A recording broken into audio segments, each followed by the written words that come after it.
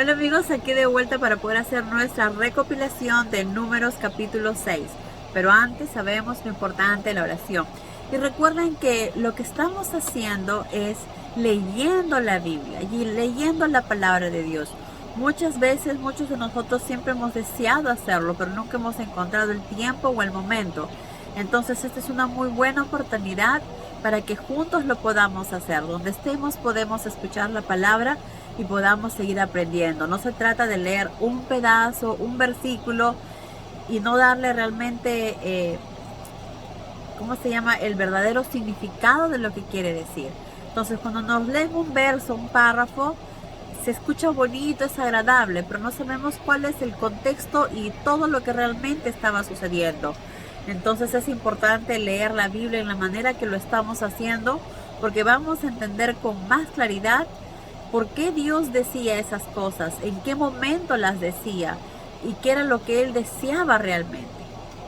Por eso es importante no leer solo párrafos o ciertos versículos como muchas veces lo hacen muchas personas, sino es importante leer todo el capítulo en su totalidad, así sabemos de qué está hablando Jehová, a qué se refiere y qué es lo que realmente Él desea de nosotros. Pero bueno, antes de empezar con nuestra recopilación, sabemos lo importante de la oración. Así que si gustan acompañarme, por favor, cerremos los ojitos. Gracias, Padre Celestial, por este día. Gracias por llenarnos de vida, de salud, de ti, de bendiciones, de tu amor, de tu infinita misericordia, Padre. Bendito seas y alabado sea tu nombre. Perdona nuestras faltas, nuestros tropiezos. Perdónanos, Padre. Perdónanos porque siempre estamos tropezando. Ayúdanos a hacer las cosas en la manera que a ti te agradan. Ayúdanos a permanecer siempre firmes, fuertes, sirviéndote y haciendo siempre tu voluntad, Padre.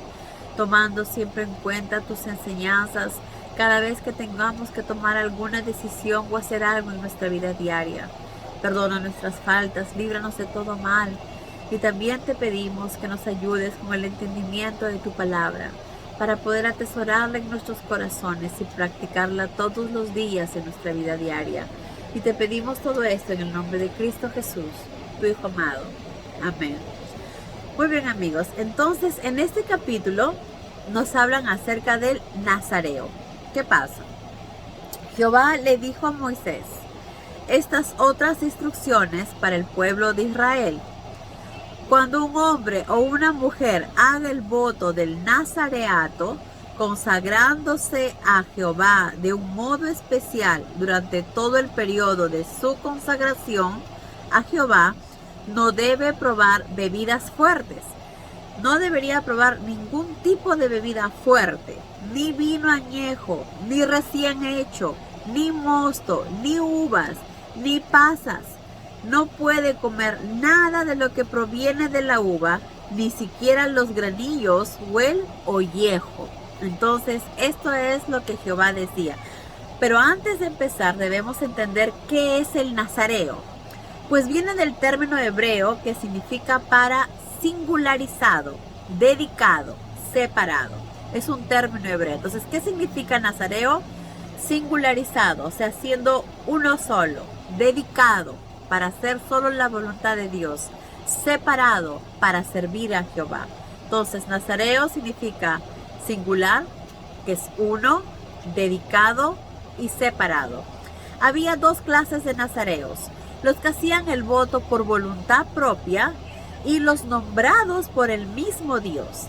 Tanto hombres como mujeres podían hacer un voto especial a Jehová para vivir como nazareos durante un tiempo, durante un periodo.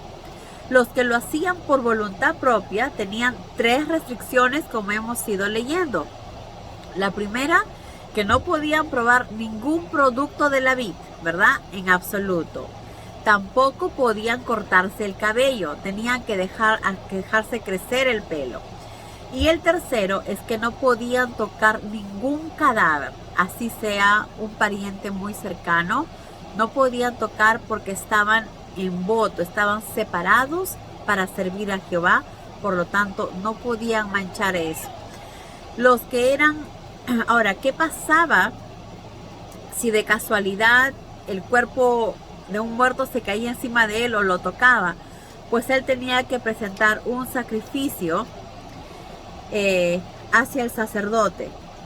Si se contamina porque alguien cae muerto junto a él, 7 días después se afeitará su cabeza contaminada y así quedará limpio de la contaminación por haber estado en presencia de un cadáver. ¿Qué tenía que hacer? Cortarse inmediatamente. Y al día siguiente, o sea, el 8º día, llevará 2 tórtolas o 2 palominos al sacerdote a la entrada del tabernáculo.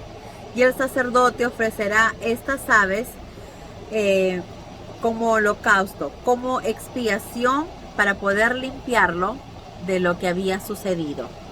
Como les decía, hay 2 tipos de nazareos.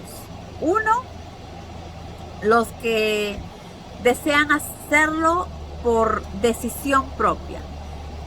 Por lo tanto, va a durar un tiempo y tienen estas 3 restricciones: no cortarse el cabello, no comer uva y tampoco tocar un muerto. Y ya sabemos, si en caso de casualidad tocaba, tenía que presentar estas tórtolas al sacerdote para poder ser limpiado y poder ser, hacer expiación por él. ¿Y qué pasaba con todo el tiempo que él había hecho en nazareato? Pues quedaba en 0. Tenía que empezar otra vez, ¿verdad? Tenía que empezar otra vez como si hubiera empezado de nuevo, empezar desde 0. Ahora, como les decía, hay uno que es por voluntad y hay otros que son elegidos por Dios. Los que eran nombrados por el mismo Dios eran nazareos de por vida. Eran escogidos, separados para servir a Jehová de por vida. Y Jehová indicaba los requisitos que estos tenían que cumplir, que más adelante ya los iremos aprendiendo. Pero qué maravilloso, ¿verdad? Tener la oportunidad de decir: Dios mío, quiero estar un tiempo, dedicarme solo a ti, a hacer tu voluntad, a servirte, a hacer las cosas como tú quieres. Un tiempo dedicado solo para Él, para orar, para llenarse del Espíritu Santo. Debe ser muy agradable eso. Y nosotros obviamente que también podríamos hacerlo.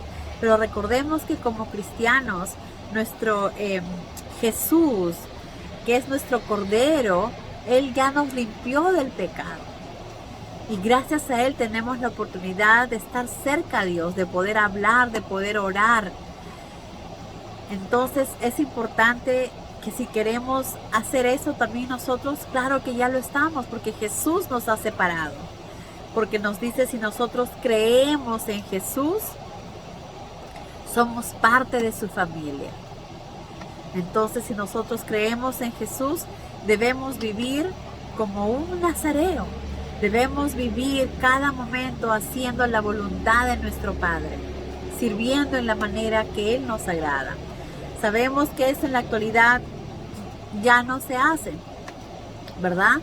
Pero sí de corazón y espiritualmente podemos desear ser nazareo, ser singulares, ser dedicados, ser separados para hacer la voluntad de Dios.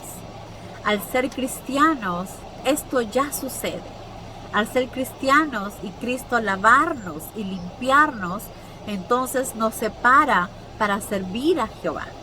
Nos separa para hacer su voluntad. Por eso cuando decimos que somos cristianos, no es solamente de la boca para afuera, sino es de adentro, espiritualmente, que somos cristianos porque estamos salvados por la sangre preciosa de Jesús. Porque a partir de ahora que yo creo en Jesús, creo en que Él me salvó, creo en su sangre preciosa que me limpió, pues a partir de ahora empiezo a vivir una vida como Jesús me enseñó, que es basada en el amor, en la humildad, en el respeto, en amar a nuestro prójimo y sobre todo en amar a Dios con toda nuestra fuerza, con todo nuestro ser, con todo lo que somos. Poner a nuestro Padre primero antes que todo, porque todo lo que tenemos es gracias a Él, se lo debemos a Él. Entonces quizás esto, como digo, ya no se hace, pero nosotros podemos hacerlo, porque ya Jesús hizo todo. Lo más difícil ya lo hizo Jesús. Ahora nos toca a nosotros solamente seguir sus pasos y hacer su voluntad. Pero bueno, amigos, antes de terminar, lo último que dijo aquí, dice que luego Jehová le dijo a Moisés: diles a Aarón y a sus hijos que cuando bendigan al pueblo de Israel, lo hagan con esta bendición concreta. Les enseñaba en la manera que debían decir y hablar para bendecir a todo el pueblo. Que Jehová te bendiga y te guarde.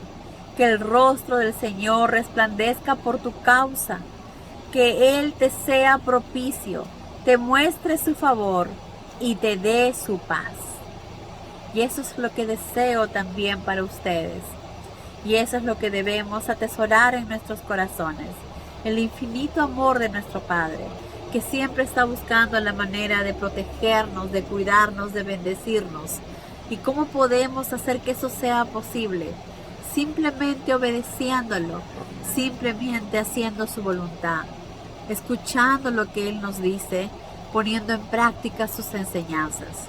La obediencia es muy importante y no obedecemos a ningún ser humano, sino obedecemos a nuestro Padre, al Dios perfecto y a Jesús su Hijo amado, que cuando estuvo en la tierra nos enseñó que Él se limita a hacer lo que el Padre le decía.